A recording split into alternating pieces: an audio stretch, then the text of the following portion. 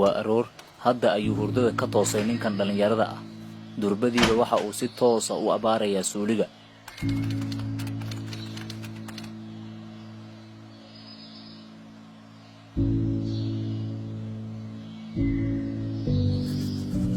waxa uu cadayanayaa ilkaha laakiin qarracan baa u bilaabmaya waayo dhiig buu tufayaa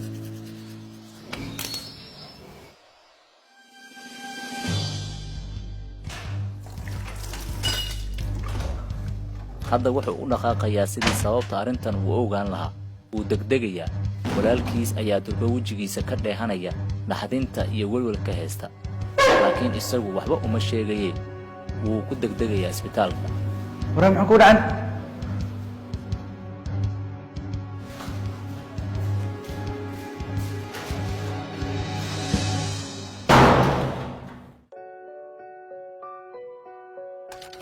isbitaalkii buu yimid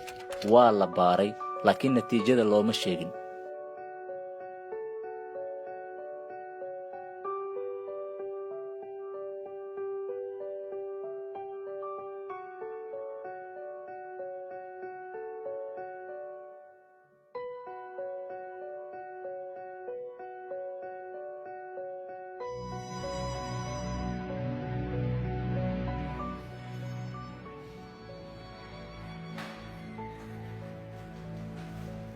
maxaa ku dhacan maxaa dhacay maxaa aragtay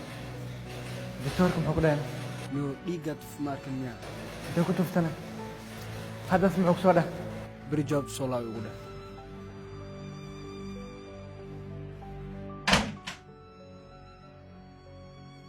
maalintii labaad ee natiijada loo sheegi lahaa ayaa la gaaray wuu dhididayaa oo uu naxayaa oo uu walwalayaa waa maxay waxa u soo bixi doona ayuu isweydiinayaa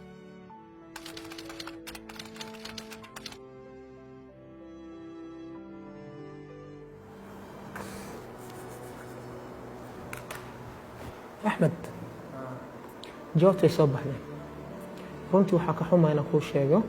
in cudurka qabtid xanuunka qabtid waxa waaye kansarka afka waa stage-ka koowaad jawaabta ayaa hadda loo sheegay waa inuu qabo cudurka kansarka ee afka ku dhaca xaalku wuu adag yahay markan waxa uu dib u xusuusanayaa wixii uu isticmaali jiray ee taabuuga ee dhibkaas baday wuu shalaynayaa oo uu walwalayaa fadlan walaal iska ilaali wax walba oo khatar kuu keeni kara ee maanta kula sahla fariintan waxaa baahinteeda leh astaan tv